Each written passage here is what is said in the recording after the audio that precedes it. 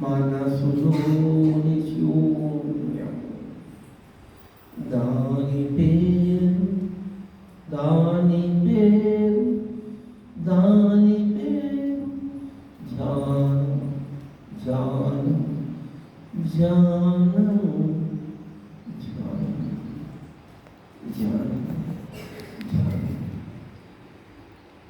మునులు తపస్సు చేసుకుంటారు అంటారు. తపస్సు అంటే ధ్యానమే. అయితే వాళ్ళు ధ్యానం చేస్తూ శరీరాన్ని శుష్కింపజేసుకునే వాళ్ళు. మనం ధ్యానం చేస్తూ దేన్ని ధ్యానం చేయాల్సిన అవసరం లేకుండా హాయిగా ఉన్నాం. మన భార్యతో, భర్తతో, పిల్లలతో ఏ త్యాగాలు చేయాల్సిన అవసరం లేదు.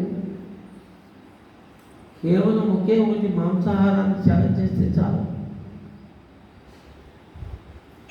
శ్వాస మీద శ్వాస పెడితే చాలు.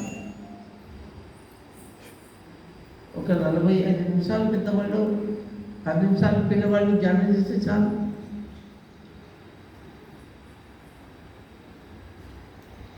మనం చదువుకునే చదువు మనం ఉండబడుతుంది. మనం తినే ఆహారం చక్కగా జీర్ణం అవుతుంది. మన మాటలు చక్కగా ఉంటాయి.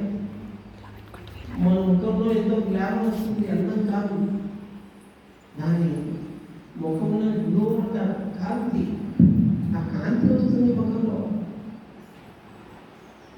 శరీరంలో నిండుదల వస్తుంది. మాటలో